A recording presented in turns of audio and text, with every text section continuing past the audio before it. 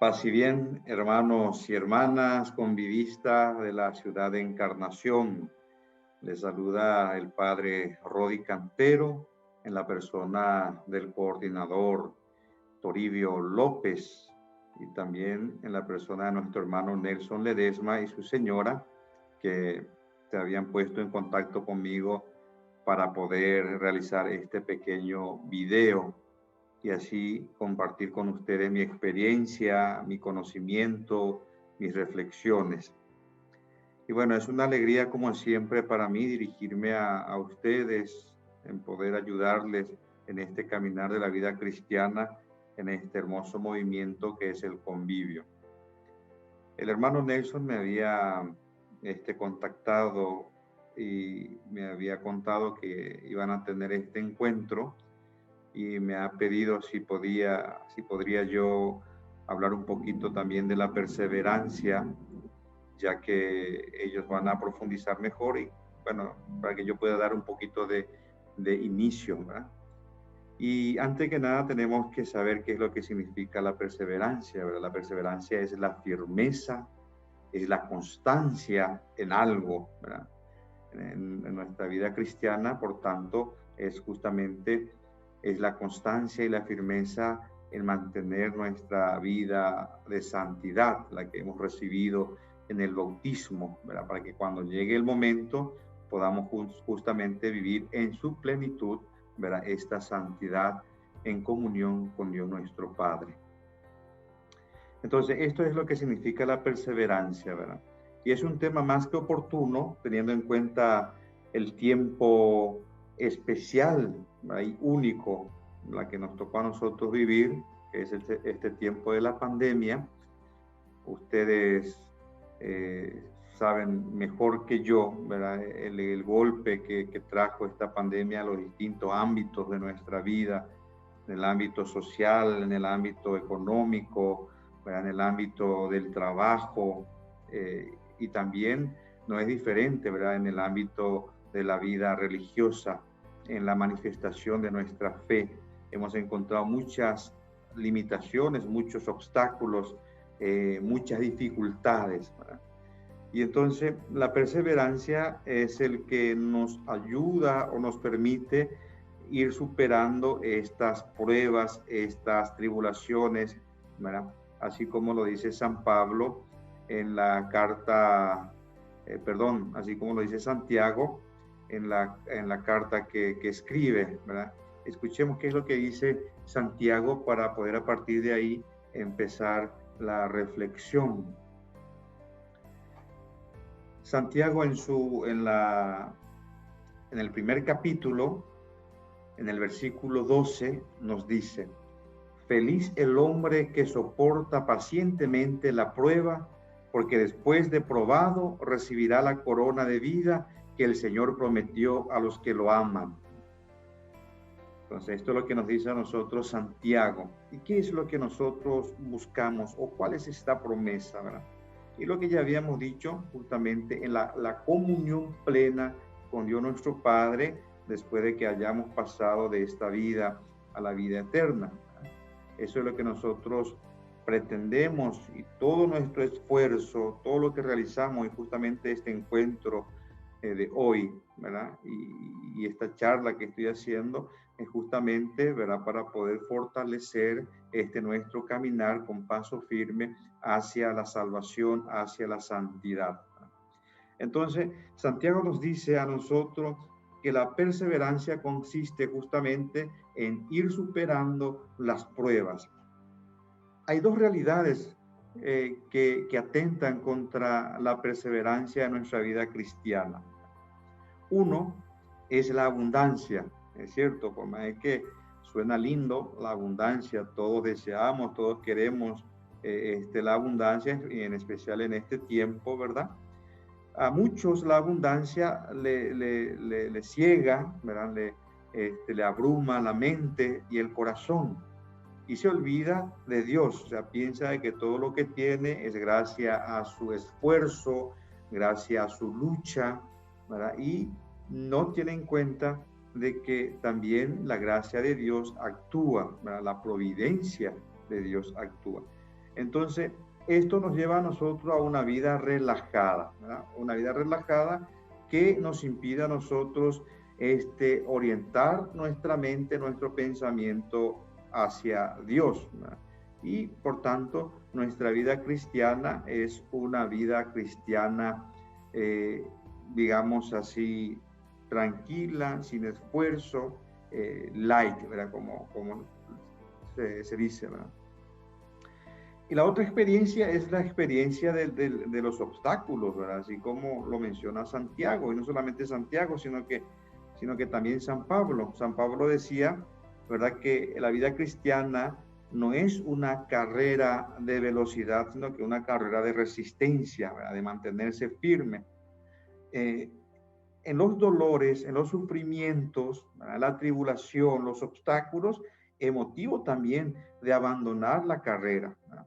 Entonces, muchas veces, y usted tiene la experiencia, ¿verdad?, de que cuando participamos en un retiro, el retiro del convivio, por ejemplo, ¿verdad?, cuando uno empieza a tener ese encuentro personal, esa experiencia viva del Señor a través del retiro, ¿verdad?, viene con todas las ganas, con una motivación de emprender una nueva vida, ¿verdad?, la vida de conversión, a partir justamente, ¿verdad?, del santo patrono de este movimiento, que es San Pablo. A partir de la experiencia de conversión de San Pablo, entonces uno viene también buscando llevar una vida nueva, ¿verdad?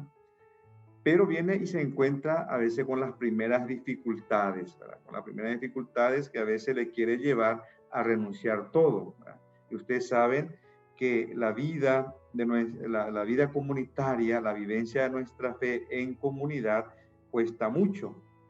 Ustedes que son matrimonio, ¿verdad?, que viven, saben que cuesta muchísimo la convivencia, ¿verdad? De esta forma también en una comunidad, ¿verdad?, en un movimiento, en la iglesia, cuesta a veces esa convivencia.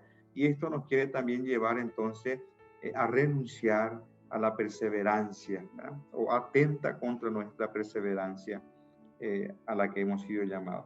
Existe una vocación, ¿verdad?, que ya le había comentado, que es la vocación universal, que es la santidad. Todos estamos llamados a la santidad, y en busca de eso hacemos todo lo que estamos haciendo. A partir de esto, quisiera compartir con ustedes una experiencia que tuve el año pasado. Por eso la imagen de fondo que tienen, ¿verdad?, trata sobre eso. Me habían invitado el año pasado para una misión en Semana Santa en una parroquia de Carayao, una parroquia del campo, y me tocaba celebrar la pasión de nuestro Señor Jesucristo el Viernes Santo.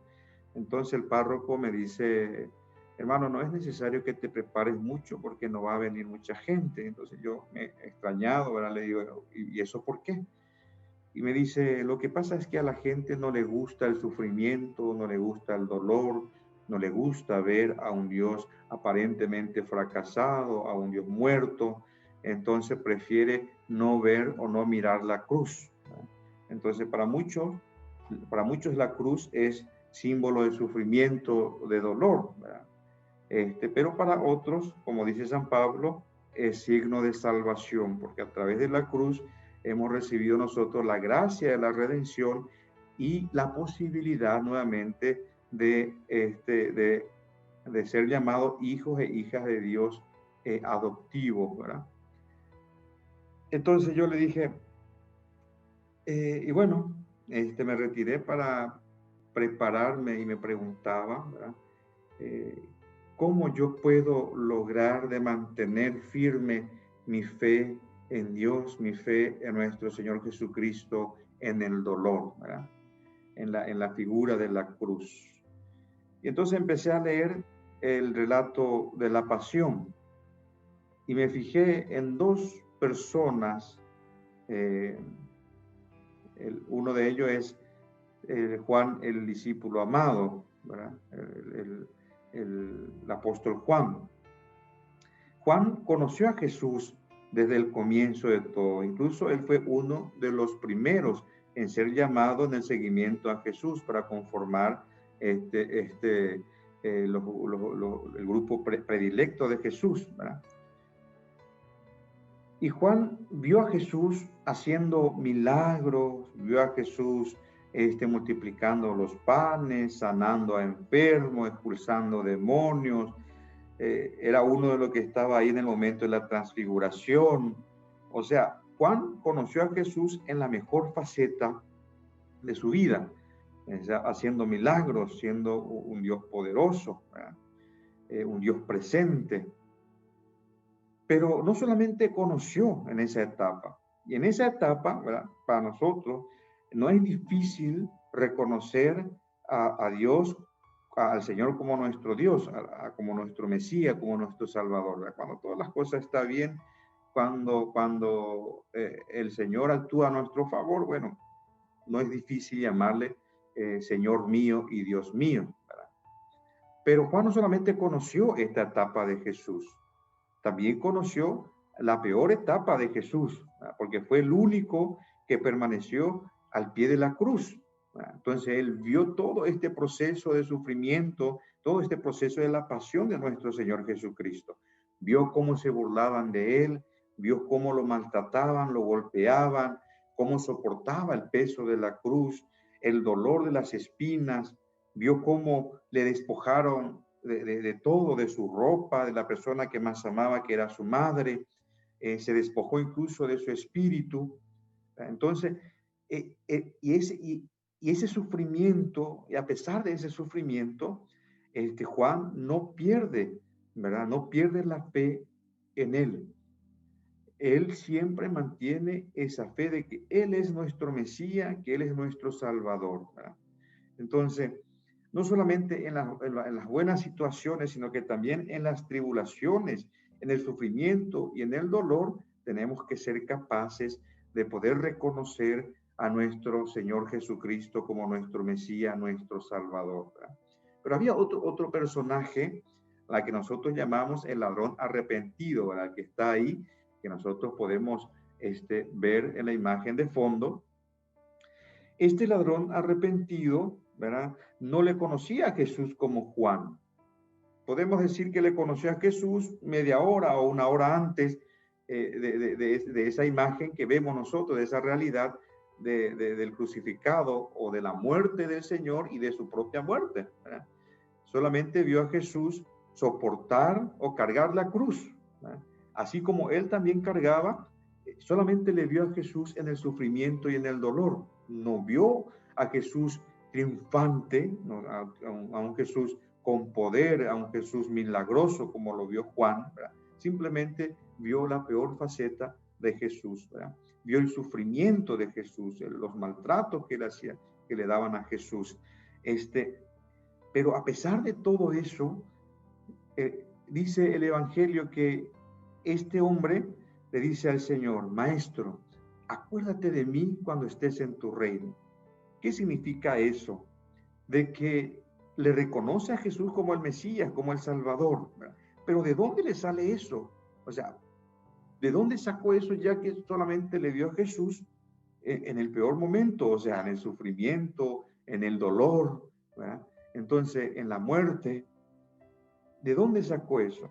Y justamente, ¿verdad? Supo, a pesar de las dificultades, del dolor, del sufrimiento, de los maltratos, de la tribulación que estaba pasando nuestro Señor Jesucristo, pudo fijarse en él, ¿verdad? Pudo ver esa mirada compasiva de Jesús, pudo ver el corazón misericordioso de Jesús, que a pesar de todo lo que estaba pasando, es capaz de perdonar, ¿verdad?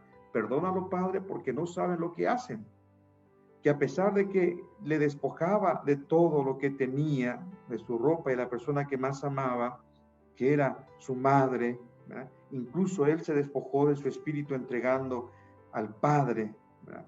A pesar de todo eso, él confió en Jesús de que él verdaderamente es el Mesías, el Salvador, ¿verdad? ¿Y qué es lo que le responde el Señor? La perseverancia a la que nosotros, de lo que estamos hablando, ¿verdad? Tiene un premio, ¿verdad? Y este premio es lo que Jesús le dice al ladrón arrepentido. Hoy mismo estarás conmigo en el paraíso, ¿verdad? Todos nosotros queremos llegar en el paraíso, pero ojalá que nos mantengamos firmes a pesar del sufrimiento, a pesar de los dolores, que perseveremos en nuestra entrega, en nuestra vida cristiana, en mantener siempre esa santidad y ese deseo que hemos recibido en nuestro retiro, ¿verdad? Y que mantengamos firme ese fuego en nuestro corazón que nos impulsa a nosotros a una vida de conversión, ¿verdad? Y de que también otros se puedan convertir y tener esa experiencia de nosotros. Y que a pesar de lo que estemos pasando en este momento, ¿verdad? En especial nuestro hermano Nelson, que en estos días he visto que tuvo la pérdida del techo de su casa, ¿verdad? La naturaleza también nos pasa factura y a veces nos alcanza a nosotros, ¿verdad? Entonces, a pesar de todo eso, mantener la fe y la esperanza del Señor, y que capaz el Señor nos diga a nosotros, mira, hoy mismo te daré lo que estás necesitando. Hoy mismo te sanaré, hoy mismo te liberaré, hoy mismo te ayudaré, hoy mismo estarás conmigo en el paraíso. Que tengan una bendecida noche, un buen descanso, paz y bien.